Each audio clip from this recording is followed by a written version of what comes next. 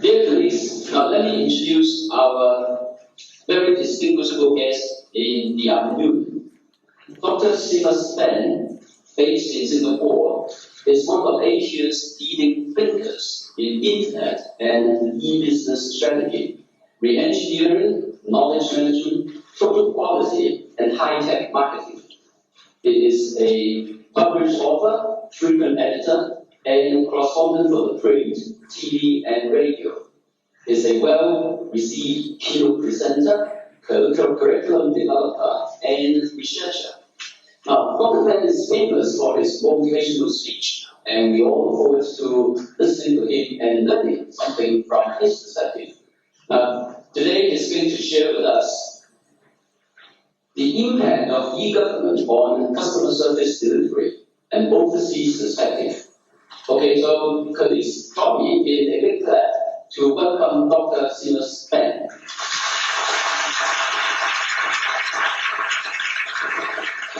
All right. Can you guys hear me over there? Yes. Okay, great. I'm Seamus, and I'm from Singapore.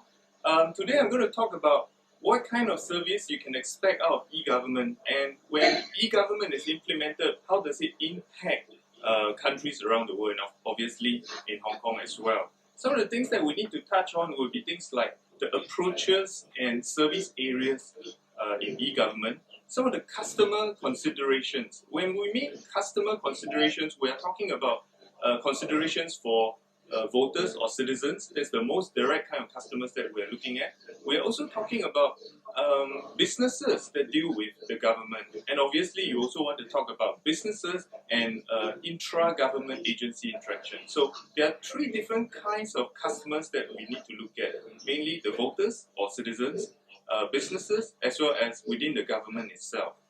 And also we'll look at some of the regional initiatives from this region, for example, countries like Australia, New Zealand, Taiwan, South Korea and all that. And we compare that, for example, to what Hong Kong is doing and what some of these countries are doing. And I think we can safely say that Hong Kong is very successful compared to some of the countries in the region. So perhaps you can also, talk about some of the issues that you face and some of the other issues that other countries face, and then you can compare and take notes. And we also look at some of the channels. These channels you must be all familiar by now because I'm sure some of the other speakers have already emphasized on them. So we'll just briefly touch on those channels, the various channels, some of the emerging technologies, as well as pitfalls. Okay, so when you implement some of these technology channels, some of these channels to reach out to the customer, what are some of the pitfalls you need to look at? Obviously, there are things that you need to do and things you can't do, and suggestions that we can take, recommendations that we can use to make sure that some of the pitfalls we can avoid them, we reduce the problems. And also, we have some final thoughts to what kind of e-government can do for us. Very simplistically, when you talk about e-government, most of us would equate that to email and some kind of web enablement. That's the most basic kind of interaction we need. So that's the first tier. If you don't have that level of interaction, obviously there's no e-government to talk about. And in fact, quite a few of the Asian countries have not actually reached that level of maturity as well. So you're actually in the lead compared to some of the countries in terms of enabling communication by email, enabling web information retrieval. Some of the other things will be allowing access within government agencies as well as information for public to access. So that is one area that is beyond just providing email and providing web access to the government agencies. And then the third tier of e-government will be two-way communication. When we talk about two-way, it will be akin to what you and I are doing right now. It's more like you can hear me, you can interact with me, and I can interact with you.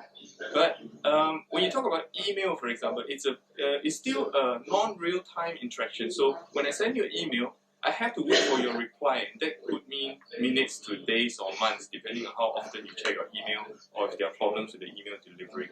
And likewise with the web, it's also a very passive interaction mechanism. So allowing two-way communication will make sure that you are ahead of some of the competition in the region. And some of the other things that you need to look at is what kind of value can you exchange with the customer. So creating customer value is what the earlier speaker talked about. You need to create value for the customer. We'll examine what kind of value we are talking about later on. And then we talk about democracy. At the end of the day, it's really about how to empower the user. We're not talking about the political sense of the word democracy. We're talking about how to empower users so that they can actually use the channel of the internet to communicate and connect and actually get a lot of buy-in with the government. So that is how to actually do community building with the citizens of Hong Kong. And of course, you need some kind of seamless operation. So the last most important part of e-government is actually creating something that is transparent to your customers. For example, your customers will be your voters or citizens, your businesses and intra-government agencies. How do you make the operation transparent to them? So that it's as easy as, say, walking down the street, talk to someone on the street, shake hands, and chit-chat on the phone. Those things are very intuitive to us. So when we pick up a phone, we dial the number, we don't imagine that it's something very complex. But on the web, you still have some of these issues of complexity. So those are the things that we need to look at when we transition to e-government to make sure that customer service is as seamless as it can get. When we say visit a fast food restaurant, we go out the counter, we make an order, we get our food. It's as simple as that. So it has to be as seamless and as easy to understand to the customers we serve. Okay, let's look at some of the approaches of e-government. There are really three kinds of approaches that we need to look at. I separate them into political, social, and business. So when you talk about political situation, we're talking about policy creation. So most of us, let's say, sitting at the policy table, we need to create different kinds of policies that permeate down to our customers. This can be, again, businesses, citizens, and all that. And of course, there are three different kinds of approaches that you're familiar with. There's the top-down approach, there's the consensus approach, and a hybrid approach. The difference is that when you talk about a top-down approach, you really mean you create a policy, and then you implement the policy, you enforce the policy, and you audit the implementation. So this is something that perhaps is not seen in Hong Kong, but seen in some countries that are perhaps slightly more socialistic. So when you design a policy, you just basically enforce it, implement it, and check if it's still enforced, right? So that is one approach of policy creation. Another slightly more interactive method is what we call the consensus approach, which is slightly more democratic. You brainstorm with the focus group or with people you choose and who can provide the ideas. Then you build the consensus before you design the policy, and then you implement the policy, you gather feedback. So rather than call it an audit process, you actually create what we call a feedback loop. So feedback is more interactive. You don't really say enforce it to the full extent. A hybrid approach is whereby you brainstorm with a lot of people and then you educate the customers at the same time. So the difference between consensus and hybrid is that with hybrid approach, you actually must educate the users. Let me share with you something that happens in Singapore. When we want to create e-government, obviously it means that the citizens have to understand how to use the internet to be able to access the e-government services. For example, let's say if I were to want to pay my income tax, I must be able to at least know how to use my email and turn on a web browser and type in the URL of the government website whereby I can submit my tax. But when you talk about the greater part of the population, I mean, perhaps the less than 50% of the population are internet literate, a lot less than 50%. So what happens to the remaining percentage? For example, let's say some of the aged folk. How do you make sure that they will actually be able to use the e-government services and to create this seamless service that serves them, to make it easy for the government to serve them as well? So what happened is that the Singapore government came up with something called the NITLP program, which is the National Information Technology Learning Program. And what they do is they create this NITLP, which allows anybody who is, let's say, housewives or some of the aged to attend some of these classes at community centers so that they'll be able to actually learn how to use the internet, how to understand, let's say, even things like computer viruses, how to make sure that cookies are handled properly, how to browse the web, how to purchase something on the web, how to enter details and be sure that you're secure. So some of these basic skills covered in NITLP, the older citizens will now be able to actually use the e-government services. So again, that is creating what we call the hybrid approach. That means once you implement a policy that you want to move forward with a policy, you must be able to also get the users to understand what you're doing, and that is the educational approach. So perhaps that's something that we can talk about later on. Then we talk about things like community building. When we talk about services or e-government services, we tend to think of it as transactional. That means we pay our taxes, we let's say pay our fines or whatever, and they tend to be very transaction driven. But the second tier of using e-government is actually to build communities. I'm sure you're aware, as let's say societies approach maturity, there will be more and more diversity, which means a lot of citizens may have very diverse views that may be somewhat dissimilar to what the government is trying to say. So with that kind of diversity, you need some way to bind the citizens together so that the diversity is contained. Not so much that we don't allow dissent. We allow dissent, but we must be able to work within the confines such that people still can operate and there won't be a lot of headaches for the government as well as for the citizens. So when we talk about community building, then there are again 3 different kinds of approaches you can take in e-government in providing the service to the citizens. For example, you can take a very paternal or maternal approach, which tends to be again similar to the top-down approach we talked about earlier on, whereby you basically have this unidirectional top-down decision making to any kind of process. But when you talk about a top-down approach, that is a bit perhaps paternalistic and sometimes creates more dissent among the citizens. So then the next tier would be what we call sympathetic. It's still top-down, but it creates what we call bidirectional decision making. This is somewhat different in the sense that, for example, let's say if I were to create policies and try to build a community or a social community within the society, I will create policies, but I will listen to you. So that creates a way for you to create this return loop to me. But that's, I guess, still not the best way to actually do community building. What you need is what I would call a beneficial interdependence, which means at the end of the day, it's not just bi-directional decision making, but the situation or the community building must be win-win for both you and I, meaning you, let's say the government, and me, the citizen or the business community at large. So you create win-win situations for both, where policy making driven at community building must be targeted at creating a situation that I can benefit and you can benefit. So that is what we call community building, the second tier of e-government. Then the last part about e-government is what we call business or ROI. At the end of the day, a government is a very big business machine. You cannot treat the government as, let's say, a charitable cause because it must be sustainable. And in the modern era, we are really talking about, is a business sustainable? So we talk about things like sustainable development. So when we talk about sustainable development, then there's several things that we need to look at. For example, taxation and revenue. This is the most obvious objective that governments should be trying to fulfill.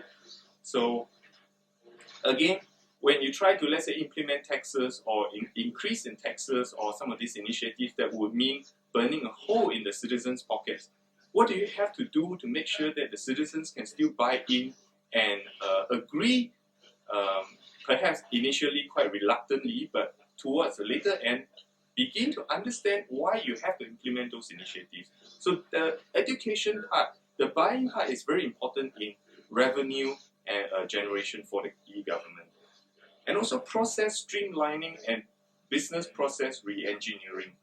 At the end of the day, you need to understand that when you want to re-engineer your government towards the e-government, it should not be simply for the sake of, let's say, becoming ISO 14000 compliant or getting the Malcolm Baldrige Award.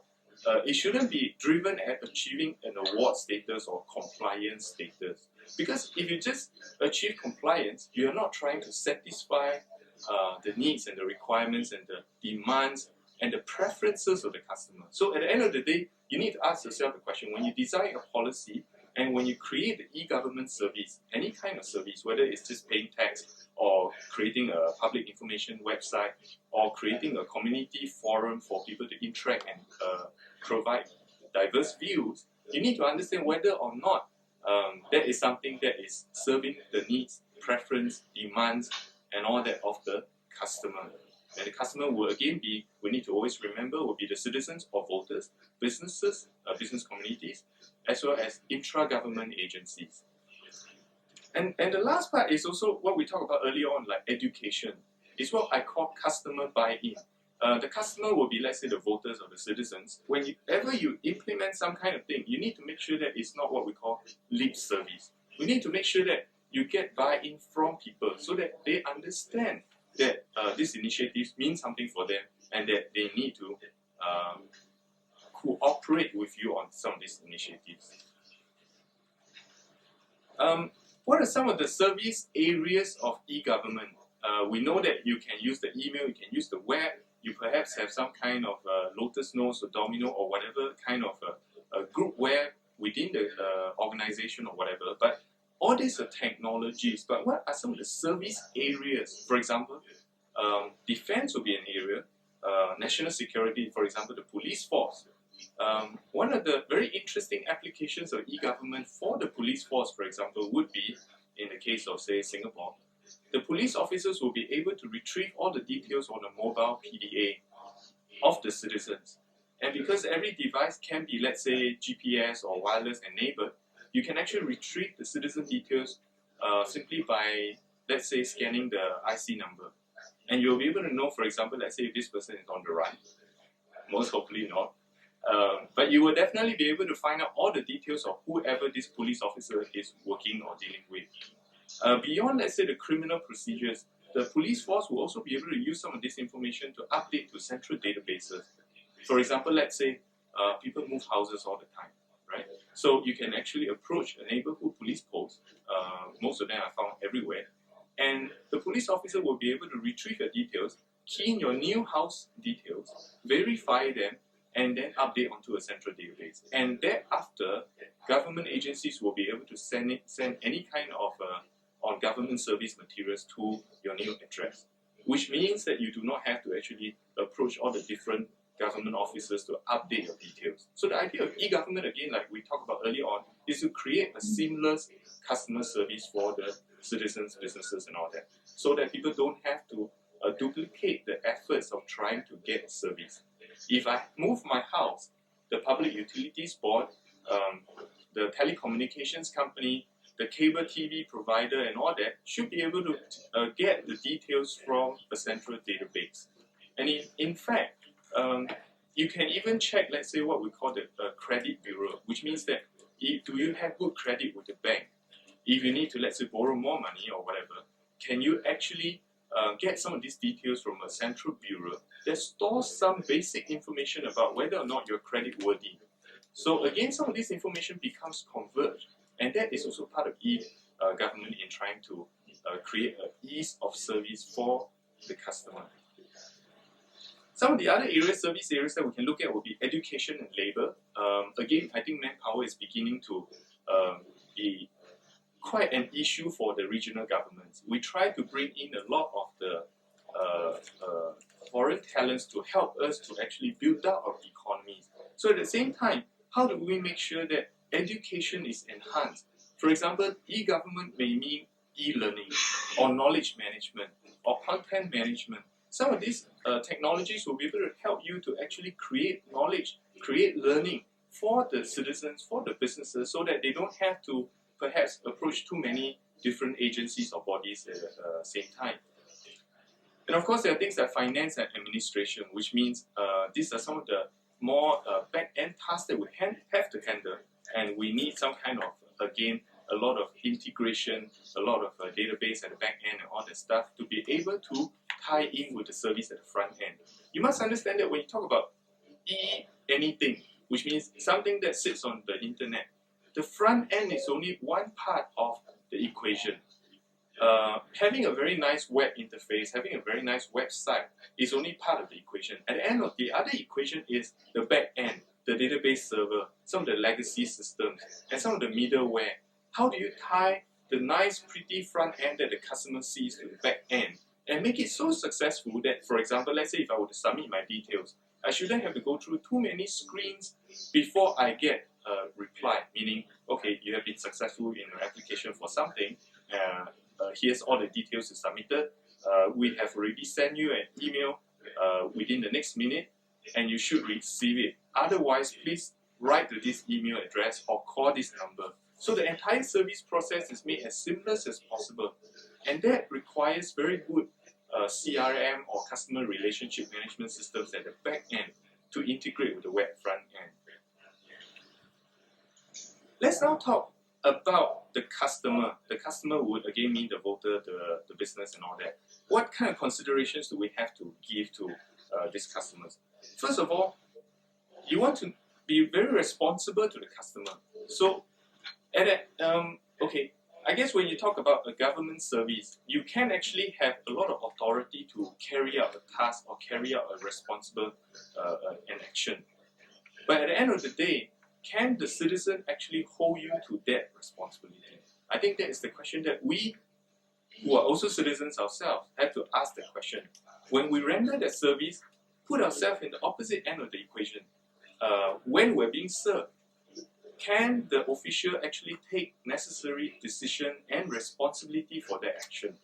Meaning, can I hold this person accountable for whatever action he or she does? The next thing is privacy of the customer. When, let's say, a customer, a citizen, whoever, shares the information with us, whether online, on IVR system, on the telephone, or any other service channel, can that person trust us? The can becomes less relevant in this sense. Maybe I should say, will the customer trust us? Because at the end of the day, we need to be able to gauge whether or not these customers will want to trust us in the first place. So how do you actually create that trust? It's more of a social, human issue than the technology itself. Having the technology assuring them that it's encrypted, SSL, and all that stuff merely says that the technology is in place. But how about some of the social engineering issues? For example, can someone be trusted so that the information is always read and handled by the right person or the right persons? And it shouldn't actually go out to various individuals without consent. So I think those are the education side of the story that we as a government body will have to educate downstream providers, meaning our government officers, as well as the customers themselves. So we need to actually, again, goes back to education. Create an education system, I don't mean just the school system, but rather a public education system, whereby any initiative can be properly disseminated so that people understand why you're doing this, and I can trust you, and I want to trust you. And the last thing is, when things go wrong, for example, like we talked about earlier on, let's say the aged or the disabled people, it will be quite difficult for them to receive service properly simply because they are disadvantaged in the first place. So these are the extreme examples, but in a general sense, any customer that is being served by us through the e-channels should be able to be served properly on the first try. But of course, we cannot guarantee there's such a thing as zero defect service, because service is a very human issue. So then, how do we recover these incidents that went wrong? I think that is the question that you have to ask yourself. How do you recover the incident so that the customer can still want to deal with you on the next round? And I guess it's more important on the social community building side to be able to recover these customers, because first of all, they are your voters, they are your citizens, and secondly, they do have the right to be served. And lastly, some of these individuals may be actually able to leave the country altogether, and we don't want that. We want people to be able to be retained in the same location. Right? Okay, let's then look at some of the countries that are in the region that have some semblance of e-government. And perhaps we can then make a comparison to Hong Kong. Again, I need to stress that Hong Kong is quite successful in its e-government initiative. So we can then talk about some of these countries, and you can make your own judgment to whether or not there are specific things that you can learn from some of these countries, perhaps some of the mistakes, some of the issues that they are facing and all that. So countries we want to talk about will be Singapore, because I guess we're quite equal in many ways. Malaysia, Australia, New Zealand, Japan, Taiwan, and South Korea. Let's talk about Singapore first because I'm in Singapore. The government has this initiative known as the Infocom 21 initiative, which basically what they're trying to say is at this century, they want to enable the entire island to be an information hub, which means anything that can be e-enabled should be e-enabled. And they start with the government bodies. So they are actually creating the e-government first, and then they use that as a role model for a lot of the business communities and then downstream to the individuals. So again, I think you understand that over 90% of Singapore homes are broadband enabled through a variety of means, either by DSL or by cable or by some other means. So to be able to actually get some of this service by e-government is not a problem in the technology sense. And I think a lot of the issues of, let's say, the social, the human issues are being worked out quite successfully as well in terms of educating the public. Why are we doing some of these initiatives? Why should you partake or participate in some of these initiatives? Those issues have been educated to the public in a very consistent manner. I think the whole key message should be also consistency, which means when you deliver a message, deliver a program, create some initiatives, it must be sustainable and you must create that consistent kind of approach.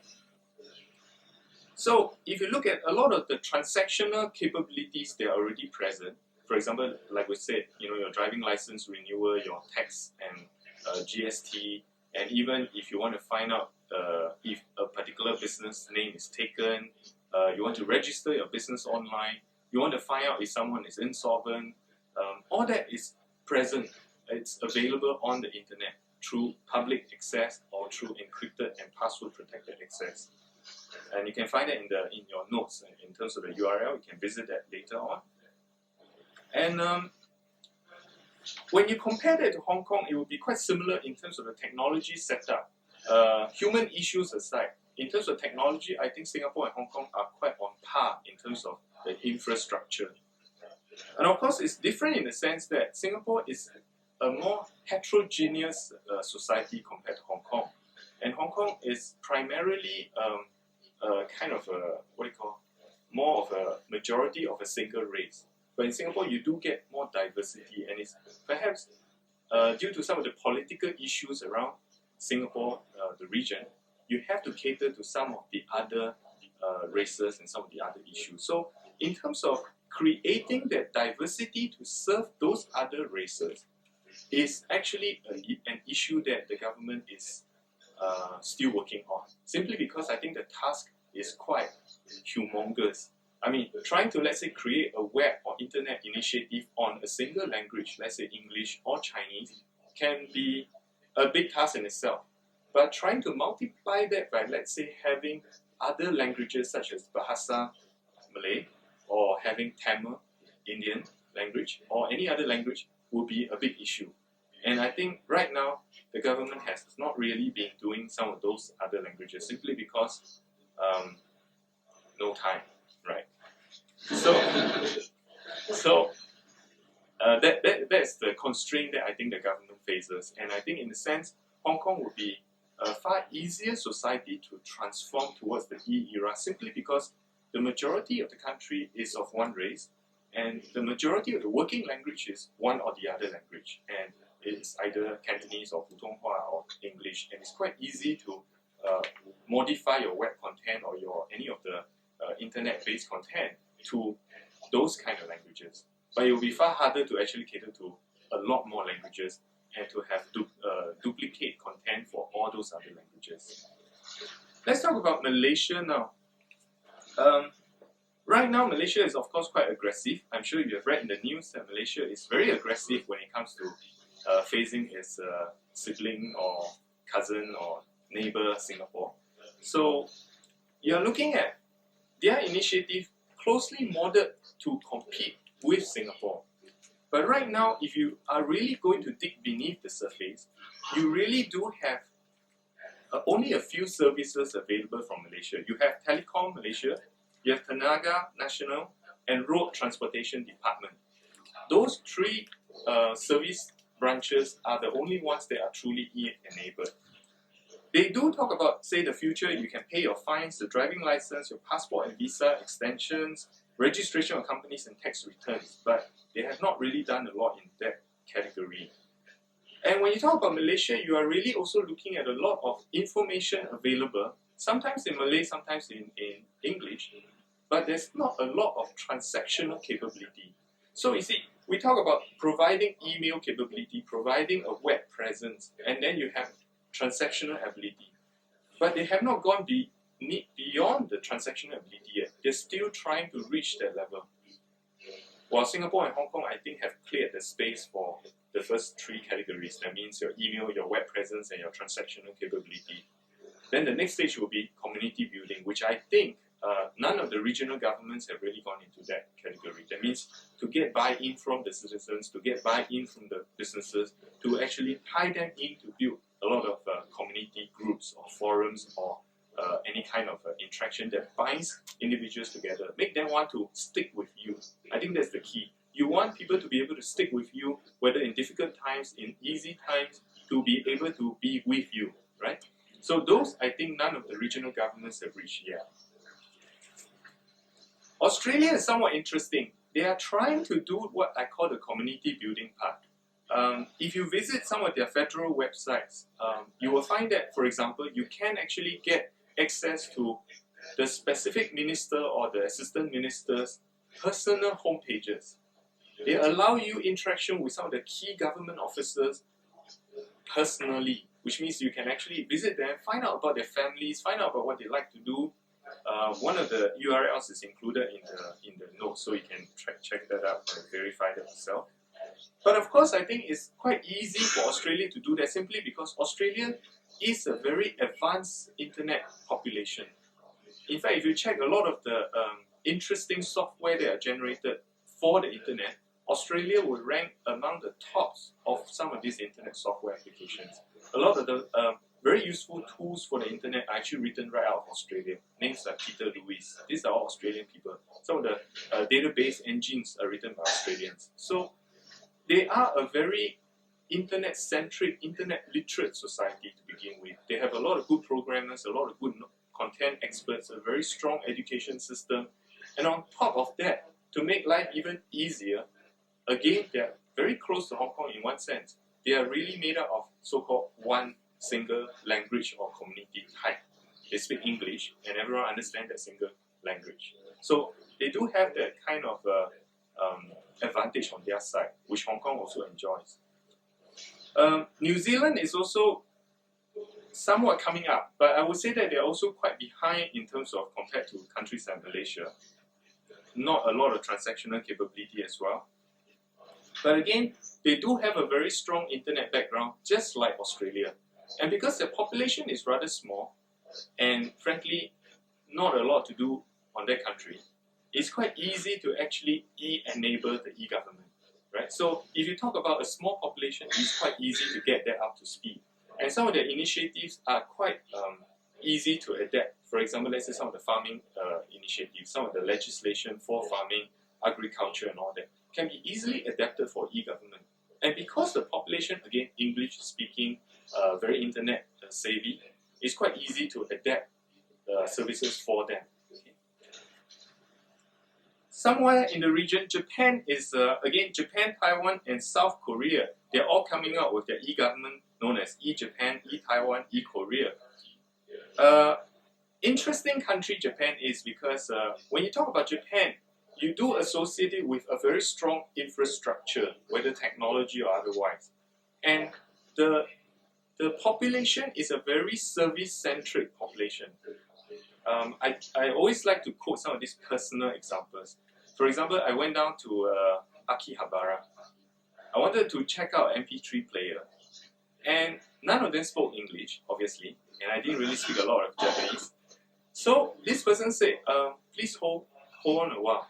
Let me call my colleague who speaks English. I said, okay, fine. I assumed that person was in the same building.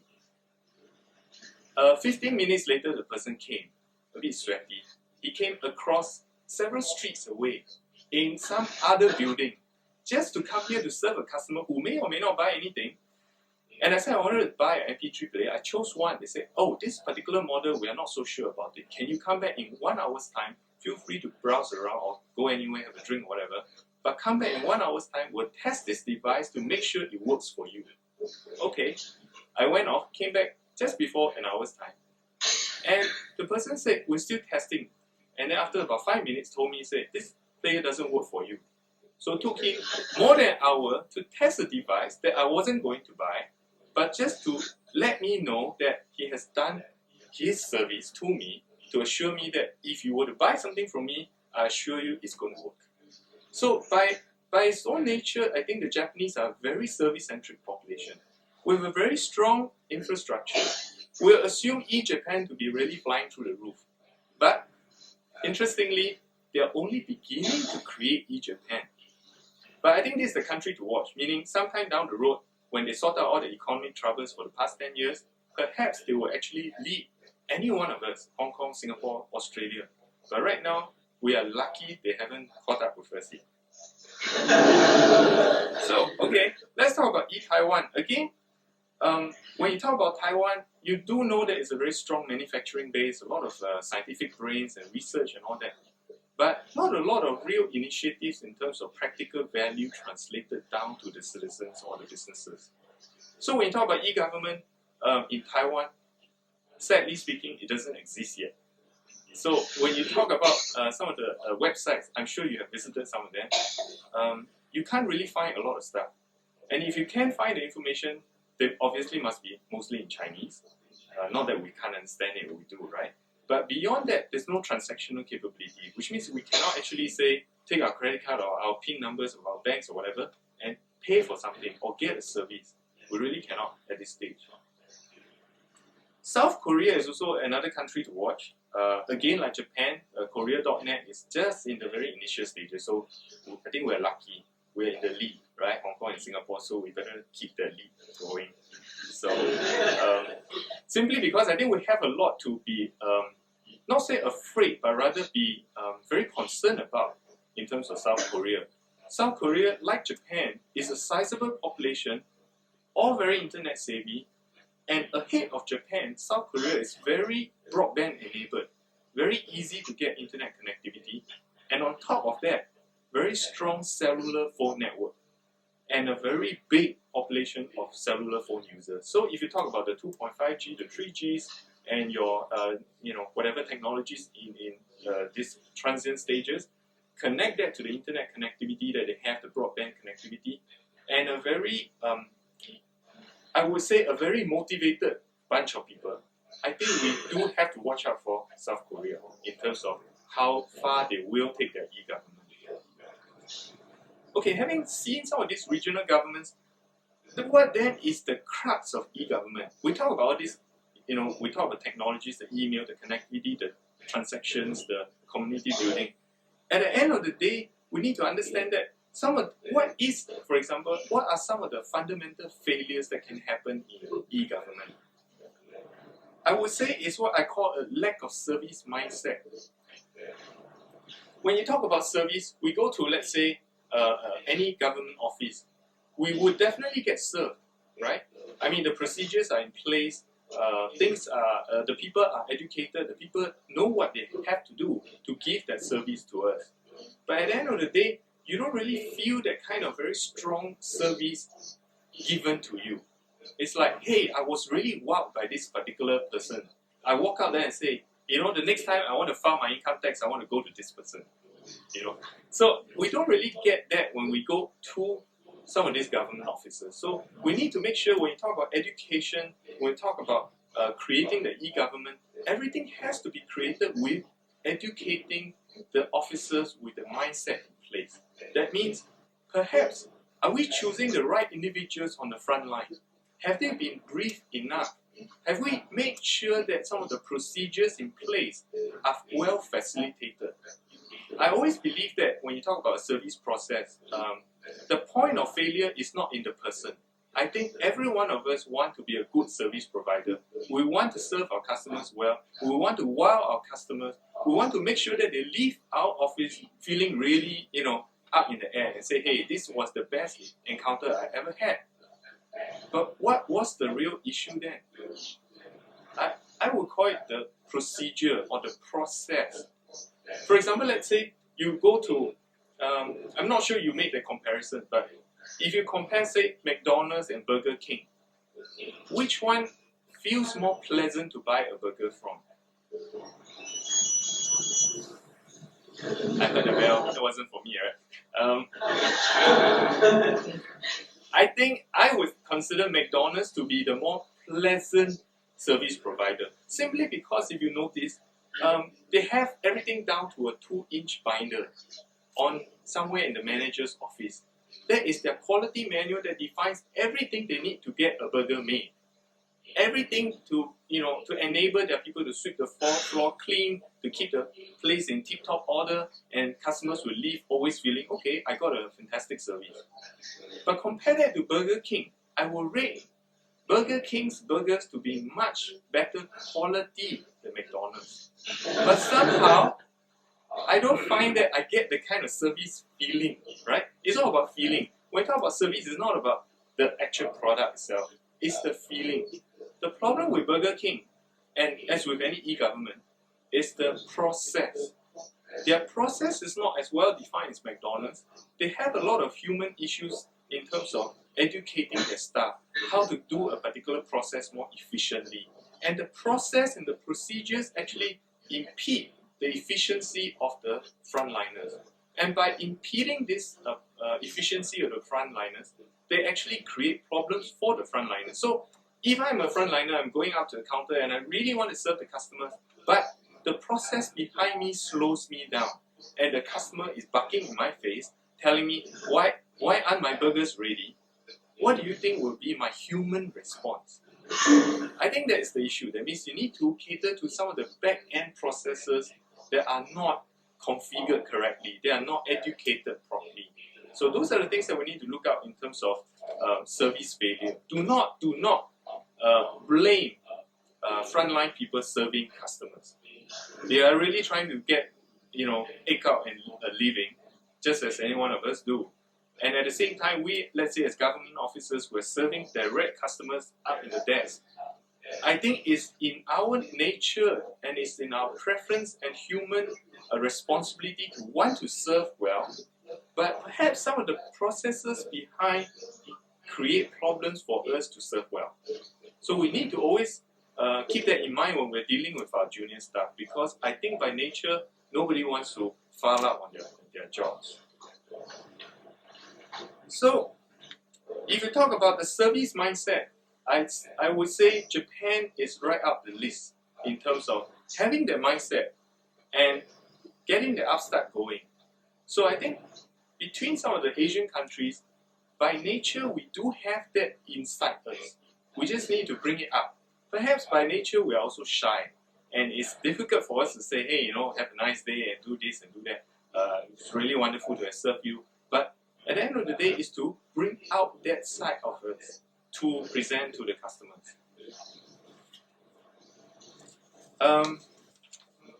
I will just briefly talk through some of the service delivery channels. I believe you know all of this. For example, IVR and telephony, automated fax and routing, document management, knowledge management and content management system, e-learning, email delivery, web services including agents and groupware.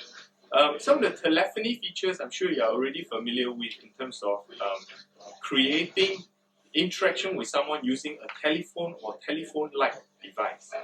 Whether it's a fax, a phone, voice response, or getting a fax document back to you by dialing a number, those are automated or human-centric interaction with customers. I think those are quite easy to understand. Document management, knowledge management, and e-learning, these are the upcoming, not so often used and quite unfortunate in a sense, because these channels can actually help to streamline a lot of your issues when you are targeting groups or communities who are very literate, who are very educated in terms of knowing how to use the internet. So when you talk about content management, knowledge management, and e-learning, those are really targeted at the top tier of your community. And then web services, including agents. I don't mean the secret agents kind, okay? I really mean intelligent agents that actually can help you do your work, or artificial intelligence, or neural networks. Some of these almost simulating human intelligence kind of software will be able to gather information for you and actually figure out a way to serve the customer, almost as if you have just gained another employee on your team. And groupware, again, groupware I feel is not often used for a lot of the e-government, simply because we tend to use groupware within the intra-government body, but we don't extend the capability out to public users or even to business communities. So I think that is an area that we can look at. For example, you and I right now, I mean, I'm seeing you in front of a screen, but you're as real as it gets for me to know what you're doing. For example, you're reading some of the notes, you're looking at me, or you're not looking at me, or vice versa. So this kind of interaction is very powerful. I mean, I don't have to be there with you right now, but you and I can share the information together. And likewise with applications such as whiteboarding, audio conferencing, some of these collaborative applications can actually help us to interact with our customers, whether individuals or corporations, and get things done without being there at all. Okay. Hello. Hi. I'm a bit short of time, so we probably look forward to a summary of your speech. Okay, I'm going to summarize now. Okay, I'm just going to briefly talk through some of the pitfalls and suggestions that I would like to make. For example, let's say we talk about the most important pitfall I would consider is human factors. Human factors are what makes things easy for humans to use. For example, when we go to an ATM machine, how many centimeters do our fingers have to travel? Ever wondered that? Do you actually physically map out, like, how far do I have to point my fingers on the screen? That field of science is actually a psychology field known as human factors, the study of interface design. So a very good ATM machine from a bank will be one that permits me to get my money with least travel of my finger. Okay, so that will be human factors. For example, human factors can be very useful also in e-government in terms of traffic policing. How do you actually coordinate traffic lights? That is human factors as well. How do you make sure that traffic lights switch at the right time to facilitate smooth flow of traffic? That is human factors. So as with any web interface, all the way to some of these hardware, like traffic lights, the major pitfall is, are we thinking in the minds and the eyes of the customer? So we need to consider some of these very human issues. And the next thing will be learning curve. When we talk about learning curve, we really want to make sure that our customers do not have to go through hoops and hoops to actually use the service. For example, ATM machine. You really cannot expect a human user to have an encyclopedia on the side to know how to use the machine, right? It must be so intuitive that the learning curve is almost zero. So as with the interface that you create, or some of the e-government initiatives that you create, it must be so easy that anyone from 8 to 80 should be able to do it without learning anything. Right? And also some of the things that we may have to understand will be in our region especially, not in some of the Western nations, will be things like language localization or accents and speech. The reason is all of us speak with different accents. Does the computer system actually understand our speech, understand our accents, understand our dialects? So those issues have to be ironed out in terms of implementing and designing the technology. And if, let's say, budget is a constraint, do you then go for a certain mainstream and exclude the rest? And what about those people who are excluded from the mainstream? How do you cater to their needs in an offline manner? So those are the considerations you have to make. And with that, I thank you very much. And if you have any question, anytime, email me, call me, or anything, okay? Thank you.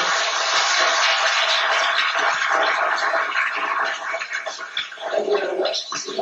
My name is Raymond. I'm the host of the conference. And well, it has been truly great to have you talk to us from the other side of the other part of the world. Now, we are really using, as you suggested a hybrid approach. What I mean is, well, we have in the audience people writing up yellow books. They will ask questions by writing up things, but there are also people in the audience who will be picking up the microphone and will be asking you questions directly. So let me start with reading out one of the questions from the floor, written on a piece of yellow paper. Now, Mr. Phan, now how do different departments in the Singapore government work together to provide one-stop shop service to the citizens? Okay, I think it's a very valid question. Do you want the honest answer? Of course, we pay very substantially for the supply to hear a frank comment from you. Okay, I will have to be honest that at this stage in time, I think the government, although let's say to the citizen is as much a centralized body as possible. Let's say when you go to the e-citizen website, you can theoretically get all your one-stop shop. But I think on the intra-government level, there is a lot more coordination that needs to be done. So, of course, to put it very euphemistically, there's still plenty of red tape in terms of getting from one agency to the other to get officers from, let's say, the police side to communicate with the housing side. I think that will be a hurdle for any government of any kind of country. Okay, so that's obviously one area that we have to pay attention, because from the end user's point of view, I don't give it a damn which department I'm dealing with. I'm trying to get my problems resolved. Exactly. Okay, now, we are inviting everybody in the audience. If you want to put up your hand and try to ask questions over the satellite, please do so. Okay, so Wayne, I'll come into you, but our colleagues, please pass the wireless device to him. Now, while our colleagues are sorting that out, now, Dr. Phan, there's another question for you. Be honest, because the mic. Okay, so your turn on the next round. Now, from your experience, now how would you compare and contrast e-service provided by commercial organizations versus that provided by civil service departments? Any similarities, but what are some of the things that should be different? Or, okay, what's your view? I would say that when you talk about e-service provided by commercial entities, by and large, they are quite limited in scope. You have to understand that when, let's say, a business deals with a citizen, the reach and the limits can be quite small. You don't really need to account to too much, except that I either get your deal, you pay me or not.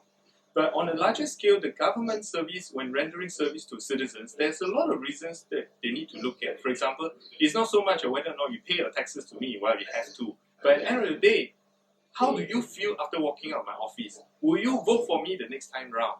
Will you complain to 10 others after this? So I think those repercussions downstream are far greater for governments to consider, especially in today's world where a lot of diversity of views happen.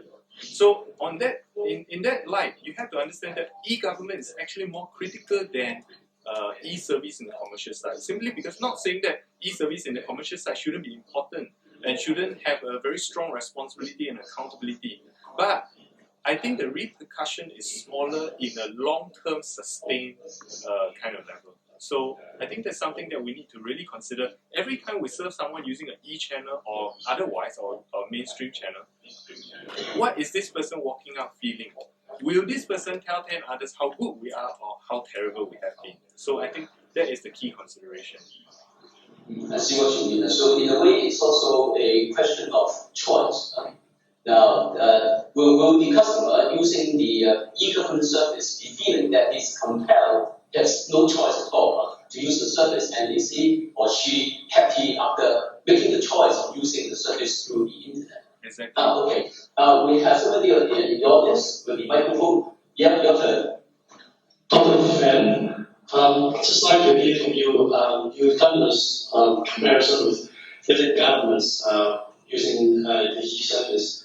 Can I ask you what sort of assistance that the government that you know of are providing to the departments so that to help them to promote or introduce the e-government service? You mentioned about Singapore connecting some seminars to the housewife or whatever. What about the hardware? Will there be any assistance in this aspect? Like there will be a central database provided by government, or like things like this. Are you talking specifically about government officers? That means what kind of assistance are given to government officers, or what kind of assistance are given to the public? But perhaps I can From central government to governments. Yes. Now, maybe a bit of context for Seamus. Now, sitting in this room are representatives from representing all departments of the Hong Kong's SAR government. Now, we are probably thinking of, in my own department, if I were to go for e-government services, what sort of central support in terms of hardware that we need from the central government, so to speak? Okay, I think progressively, even when you compare some of the governments, like let's say Singapore, each of the bodies are actually self-sustaining, and I think they're working towards this model around the region as well. That means each government agency is self-sustaining. Progressively, they're getting less and less support in terms of money from the central government.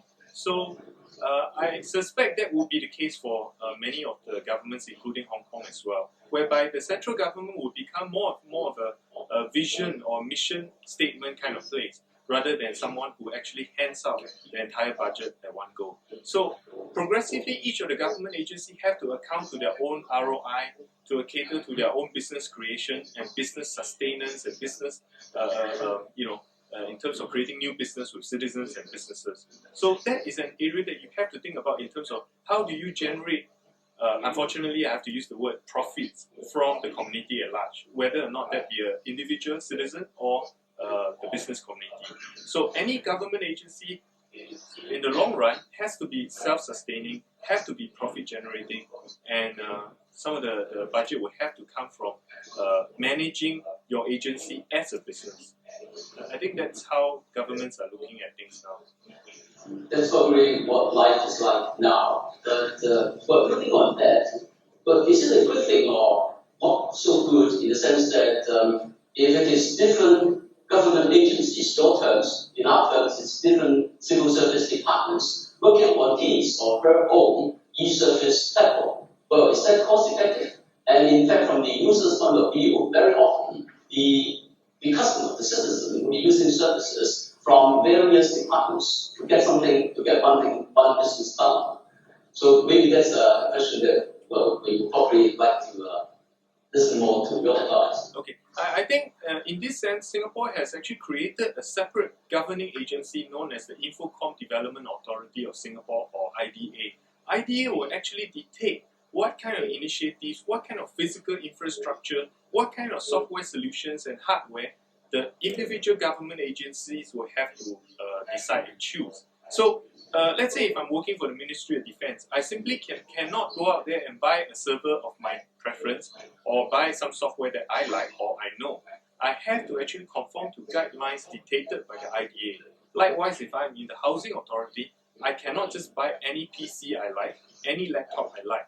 I have to actually follow the guidelines set down by the IDA. So I suppose that will make it consistent for user interface, user experience and all that. And I'm sure that will be something that you can consider as well. Okay, thank you. Now, anybody with a microphone in the floor? Other questions on the piece of paper? Okay. Okay, so please pass the microphone to the people there. Hello, Dr. Phan. You mentioned about this national IT training learning program, right? And can you tell us how successful actually the program is? And in Singapore, how many people, say, age over 60, really using this kind of thing? Okay, I would say that the initiative is successful in terms of getting people to attend the programs. How much they retain would be an issue that I think the learners will have to consider. For example, just 1-2 weeks ago, the IDA actually created this, what they call the IT Family Day. And by consent or authority or otherwise, they actually managed to get 10,000 people just to attend a weekend event. And in that weekend, 10,000 people were trained on 7-hour schedules for using the internet. So all those people were actually then certified to know at least how to use email, use the web, how to do e-transactions, and how to handle some basic security for using the computer. So in that sense, I would rate it as successful if